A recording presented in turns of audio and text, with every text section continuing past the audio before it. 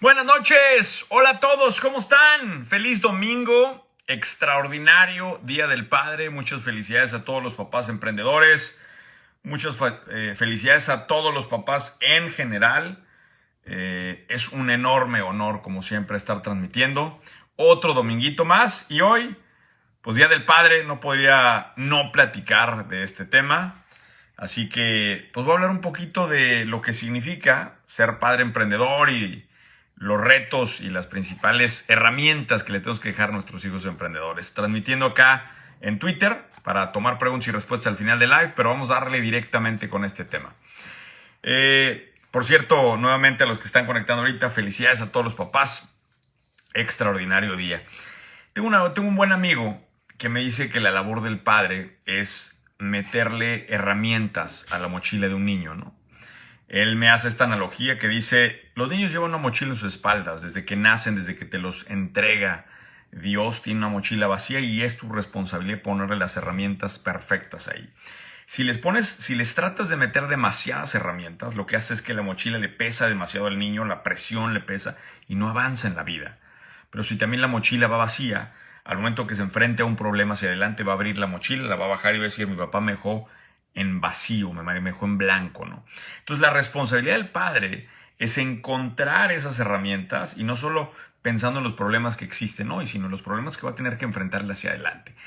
Este reto es increíblemente importante para voltear a ver. Ahora, haz una cosa interesante. Resulta que cuando ves las estadísticas, quienes tienen papás emprendedores tienen una mayor probabilidad de ser emprendedores. De hecho, 60% mayor de probabilidad de ser emprendedores y prácticamente garantizan la entrada en este mundo. Y la pregunta obvia es, oye, pues ¿qué le metieron los papás emprendedores a la mochila de ese hijo para que tengan mucho más probabilidades de éxito y para que realmente se esté dando esta diferencia en el mundo? Hay un tipo que se llama Bill Murphy, que me encanta, hizo un estudio de profundidad con más de 100 entrevistas a emprendedores exitosos del Inc. 5000, una lista de las empresas, no del top, digamos, de las empresas públicas, porque esas ya tienen mucha parte corporativa, pero sí de una lista que es el Inc. 5000, que es una lista más larga en donde los fundadores todavía están operando organizaciones. Y el hallazgo es importantísimo. Llega a una conclusión del 93%. ¿Saben que el 93% de las personas que entrevistó tienen una sola cosa en común en este mundo? ¿Y saben cuál es? Que el emprendedor, el que logra consolidarse como emprendedor, empezó desde chiquito, empezó desde muy joven. Ojo con eso, porque realmente hay una ventaja enorme de empezar desde jóvenes. Yo lo veo porque muchas de las preguntas, de hecho, que me llegaron ahora que puse en las historias, me decían, Carlos, ¿cómo le haces para manejar familia y empresas y contenido? Y me pongo a pensar que el tiempo duro de construcción de mis organizaciones, sobre todo en la primera, que fue tiempo de muchas horas, lo hice cuando todavía no tenía familia. Entonces, el haber empezado joven es una enorme virtud. Ahora, cuando aquí hablan de joven en este estudio, no hablan de joven de 20, hablan de joven de niño. Y después de revisar estas historias, se dan cuenta que hay 4 diferentes hilos conductores de cómo arrancaron jóvenes estas personas, ¿no? ¿Y cuáles son esos 4 caminos? Uno es porque el chavo o el niño estuvo en observación directa y muy fuerte de un emprendedor. 2, porque el niño traía un drive personal conectado a un deseo que tenía de algo que lo obligó a motivarse a emprender, ¿no? 3, una necesidad económica obligada de alguna tragedia o un trastorno, algo fuerte que le pasó al niño o al joven. Y 4, que el niño tenía una fuerza creativa, imperativa para sacar adelante esa energía, ¿no? Entonces, independientemente de cuál sea el camino que llevó a esta gente a emprender, el hilo conductor es bien importante. 93% de la gente de esta lista, después de este estudio, empezaron muy niños, empezaron muy chiquitos. Entonces, quería yo realmente platicar de las anécdotas que a mí me llevaron desde muy niño, no necesariamente a emprender en todo el contexto de la palabra, pero sí a encaminarme a que mi cabeza entendiera lo que significa este mundo del emprendimiento. Y por supuesto aquí tengo que mandarle un enorme saludo a mi papá, que ha avanzado muy muy bien en su recuperación. Lo voy a ver en los próximos días. Mandarle un abrazo increíble al jefe. Y quiero platicarles un poquito de 5 lecciones que mi papá me dejó, que para mí son de esas herramientas de la mochila que me ayudaron a arrancar joven, como decía el otro estudio, y que me pusieron en una plataforma de probabilidades diferente. Eso lo tengo que decir. Número 1. ¿Cuáles son estas 5 habilidades? Número 1. Como papá tienes que enseñar a tus hijos a vender. Importantísimo. Esta parte recuerdo todo el tiempo. Cuando mi papá me llevaba a su oficina en los veranos, me ponía en el mostrador y me decía, tienes que vender y atender a los clientes. Y hay un día que recuerdo, pero como si fuera ayer, porque un cliente se empezó a quejar de mi atención, de que yo lo estaba atendiendo. Y dice, yo no quiero que me atienda el niño, ¿no? Y voltea con mi papá y le dice, ¿usted me puede atender? Y él regresa con el cliente y le dice, ese niño es el hijo del dueño y sabe más que yo acabo de llegar. Ese tipo de escenas en donde me dejó a mí realmente para darme de madrazos a vender, cambiaron completamente la forma de cómo yo abordo la venta. Y de hecho al día de hoy batallo mucho en mis organizaciones porque inclusive mis socios me dicen, Carlos, ya para de vender. Lo tengo en la sangre. Lo tengo en la sangre porque lo vi de chico. A mí no me da pena vender. No me cuesta vender.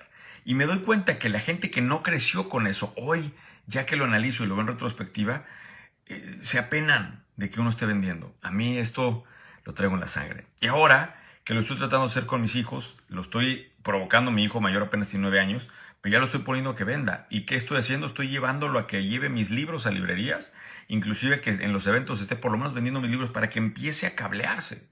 Y hemos batallado mucho con la venta y se frustra y se enoja, y ha sido un recorrido bien bonito para que empiecen a entender los músculos de lo que significa venderlo. Número 2. Segunda cosa que me dejó muy clara mi papá.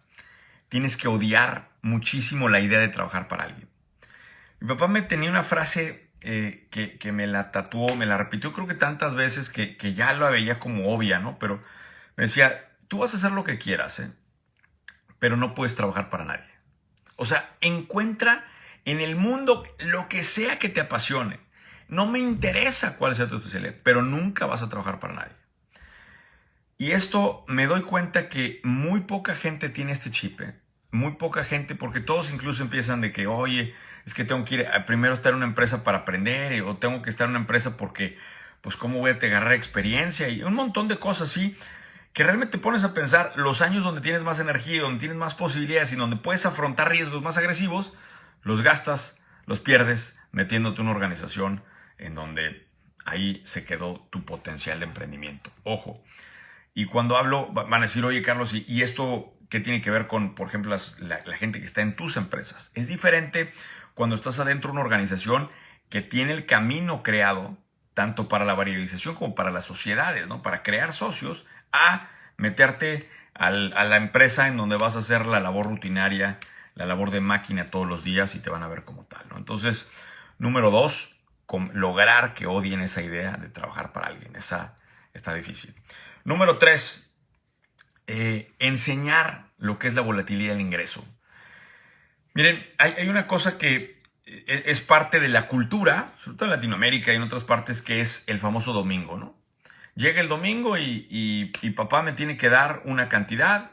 ¿Y qué creen que pasa con la cabeza del niño cuando recibe la misma cantidad todos los fines de semana? Que lo que empieza es que empieza a cultivar esta necesidad de, pues yo necesito un ingreso fijo cada semana. Y eso empieza a provocar un cableado que van a decir, oye, Carlos, ¿pero esto qué tiene que ver cuando es niño? Pues que empieza a generar un cableado en donde todo el tiempo necesitas un ingreso fijo.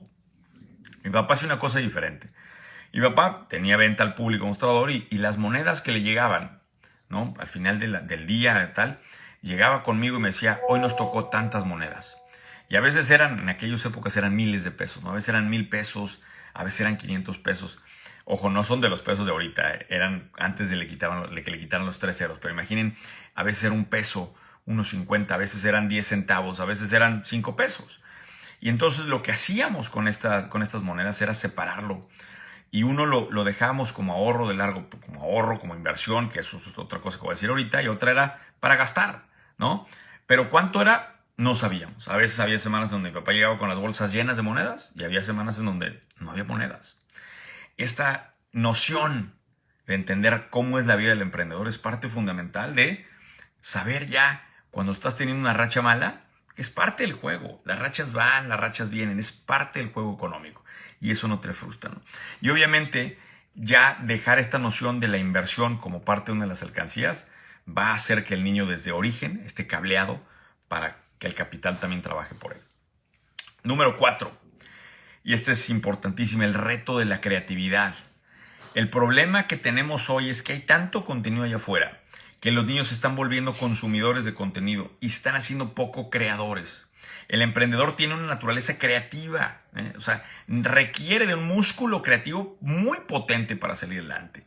Yo tengo la ventaja que mi abuela paterna, de la que casi no hablo porque no interactué tanto con ella, pero era una artista, era una artista increíble. De hecho, mi hermana es muralista, precisamente por ese gen creativo que tenemos en la familia. Y eso nos lo impulsaron a toda costa, que no solo se trataba de ver las historias de allá afuera, sino de crear tus propias historias, ¿no?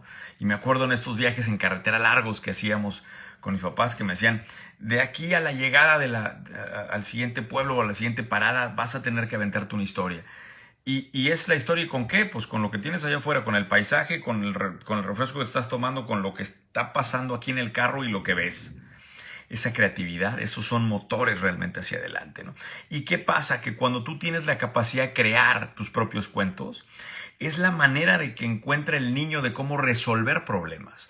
La habilidad de resolver problemas con pocos recursos es parte del DNA de esta construcción de emprendedor.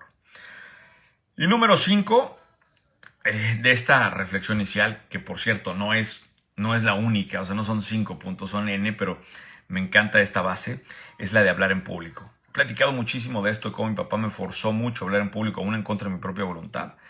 Y hoy es una de las cosas que más amo, cuando estoy enfrente del escenario platicando con gente. Para mí, ante un grupo de emprendedores, no hay nada que me ilumine más, ¿no?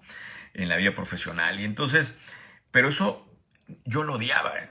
Yo era un tipo introvertido, tímido, pero fue gracias al empuje de mi papá que entendí que esa era la habilidad importante y que me generó, por supuesto, un sentido de liderazgo que es lo que te permite funcionar como emprendedor. No quiero exagerar la simplicidad de estas cosas y decir es que solamente estas cosas lo que generan. Estas cosas lo que generan es una plataforma para que sigas construyendo hacia adelante.